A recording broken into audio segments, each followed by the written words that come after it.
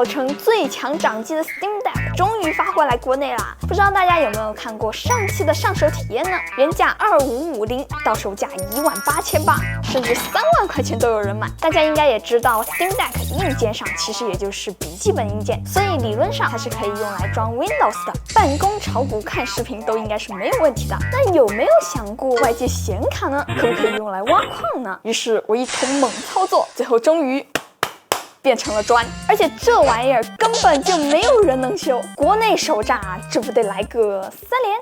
虽然我的测试是基本上跑完了，但是总不能拍个实体给大家看，对吧？所以我前段时间去了趟杭州，给大家把 Tim 的那台皇帝版给借来了，这就是咱256G 皇帝版 Steam Deck 的本体啦。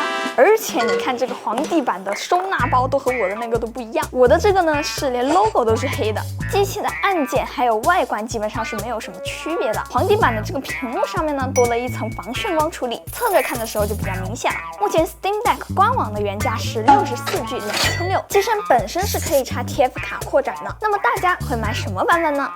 待会儿来告诉大家怎么原价购买哦。先来说说 Steam Deck 都能玩些什么游戏。既然是 Steam 掌机嘛，理论上 Steam 主流的3A 游戏都能玩。在游戏机里面，它也会给你标注出来哪些是非常适合 Steam Deck 的游戏，比如说星战神、Days Gone、地平线、死亡搁浅，这些都是 PS 和 PC 上面才能玩到的游戏。那咱是不是也能大声喊出，咱这就是独占游戏，或者说是咱这就是 Switch、Xbox 独占游戏？除了这些本身就支持手柄的游戏 ，Steam Deck 最强的是，由于有了左右触控板，可以用来模拟鼠标。原本很多 PC 上面的键鼠游戏，现在也能在掌机上面玩了。你甚至可以玩初代红警的重置版，或者是 Steam 镇店之宝差评如潮的三国杀，还有模拟经营类游戏，双点音乐、城市天际线、缺氧、全战三国，这些都能在掌机上面玩。敌军四散而逃，到底是无胆鼠辈。还有，要是你喜欢玩 FPS 竞技游戏 ，CSGO、Apex 这些算是原生就支持手柄的。上次也说过 ，Steam Deck 本身就带一个陀螺仪来辅助瞄准，这样压枪确实是别有一番风味哦。总的来说 ，Steam 上面的许多热门游戏都有做适配。这里还有一个网站呢，它就可以看到这个游戏是否兼容，是否可以运行。这可能就比 Steam 里面的要更全一些。那这里比如说这个就是原生 Linux 的游戏，它就会在这里标出来。像这个就是无法运行或者是关键部分不可玩。像是这种白金的，那就是开箱即玩，完美运行的那种了。大家都知道 Steam Deck 的系统 Steam OS 是基于 Linux 而非 Windows 做的。Steam 上面的大部分游戏要么就是 Windows 的，要么就是原生 Linux 的。所以为了兼容大部分的游戏呢，开发组就做了一个兼容层 Proton， 大家可以把它理解为一个翻译机。有了这个翻译机以后呢 ，Steam Deck 就可以兼容大多数的 Windows 游戏啦。不过，假如有些游戏有基于 Windows 的特别定制的部分，比如说特殊的底层优化、反作弊，或者是需要游戏启动器的，就没有办法翻译了。所以像 PUBG、彩六围攻、糖豆人这些，在 Steam Deck 上就完全没有办法启动了。Steam OS 可以理解为 Linux 上安装的一个开机自启的软件，所以我们也能退出 Steam 回到桌面，这样是不是就熟悉很多了呢？所以理论上你要安装什么汉化补丁或者是 mod 也需要在桌面里面进行，你甚至可以在一台 Steam 游戏机上安装 Epic 游戏平台，这样就能玩上师傅这样 Epic 独占游戏了。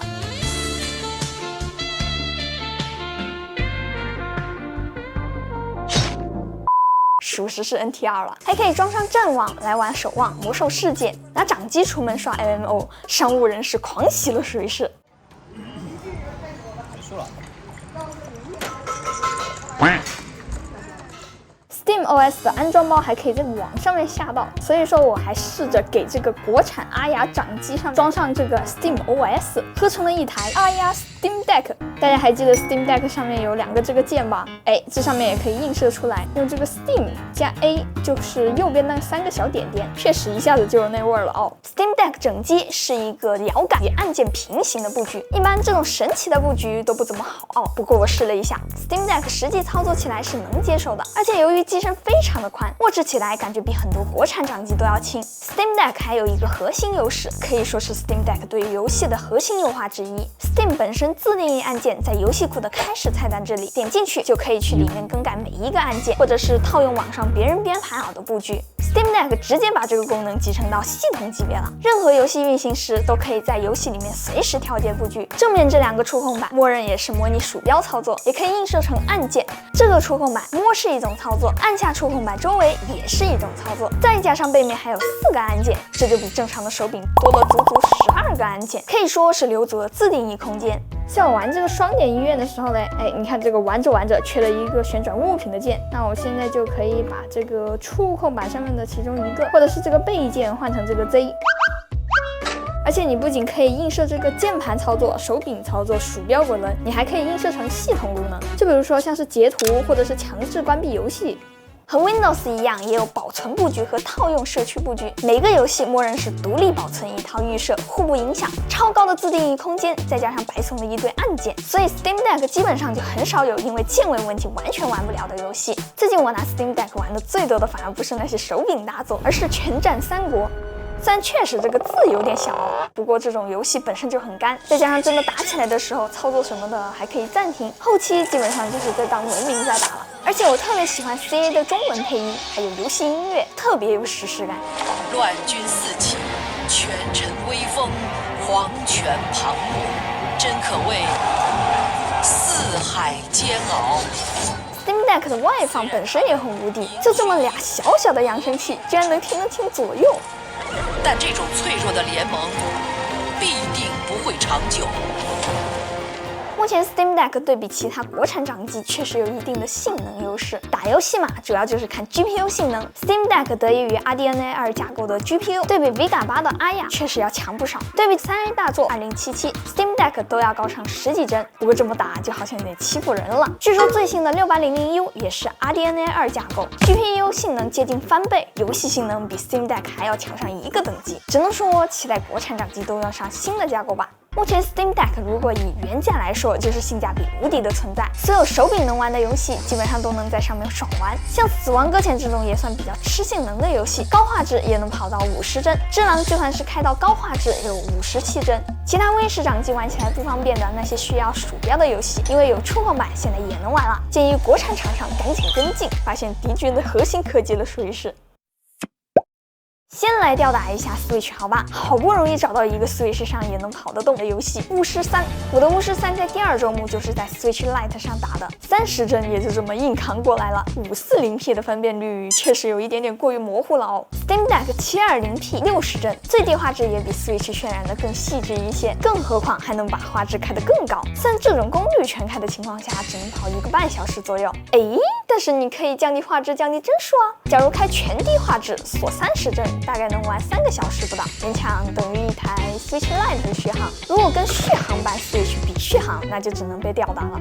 全攻略下，风扇的声音没有办法忽视，但是还是能接受。由于机身很宽，热量根本到不了你握持的部分，算是机身够长的优势吧。那再来反向吊打一下号称最强移动端处理器 M1 的 iPad Pro。神界原罪2前段时间说移植 iPad， 让我大受震撼，这种游戏太适合移动端了。Steam Deck 720P。iPad 的屏幕分辨率大概算是2K 加 ，Steam Deck 和 iPad Pro 都是60帧，30帧的 Switch 在一旁瑟瑟发抖。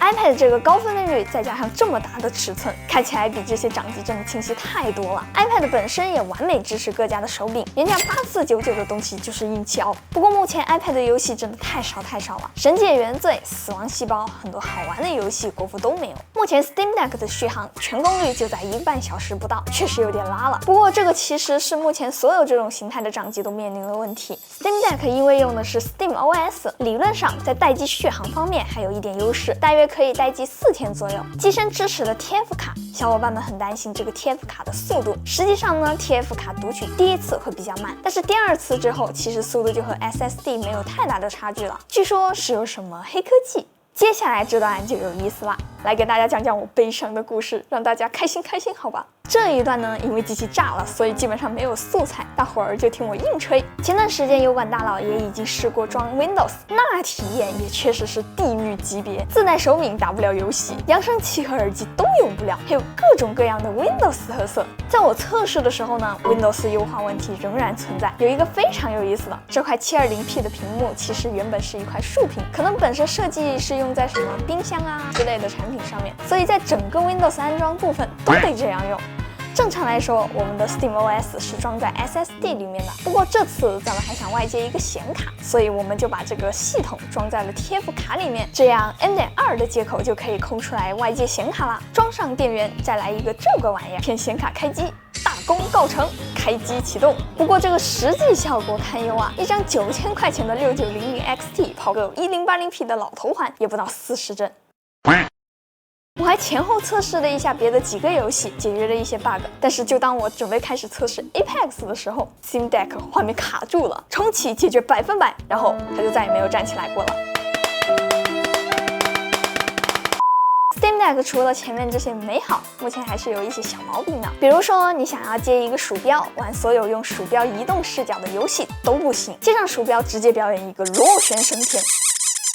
网上大家都说可以外接显示器，但是实际外接显示器的体验极差。接一个4K 显示器，界面就只有10几帧，根本就不能用。有时候明明设置好了按键预设，但是却没有反应，甚至还没有中文输入法。总结来说，就是一款优缺点明显的设备。本身移动 PC 游戏掌机就不是一个刚需，如果你不差钱，又有移动游戏的需求，而且不想折腾 Windows 那半生不熟的体验 ，Steam Deck 确实是一个不可替代的产品。目前虽然各大 UP 主都在跟大家宣称自己的掌机买了上万块钱，其实原价还是可以买得到的，不过排队确实比较久，预计到货都到今年秋冬了。要买的话还要先折腾一会儿。首先要搞一个外服 Steam 的账号，直接在 Steam 商店里面就跟搜游戏一样，搜 Steam Deck 就可以预定了。接着呢，送到一个能转运到国内的快递公司，到国内消毒，再寄到你家，大概的费用就是机器再加上1-2000块钱的运费和税。好了，那么以上就是本期视频的所有内容啦。如果这期视频还有点意思的话，记得给我点赞3连关注哦，这对我来说非常重要。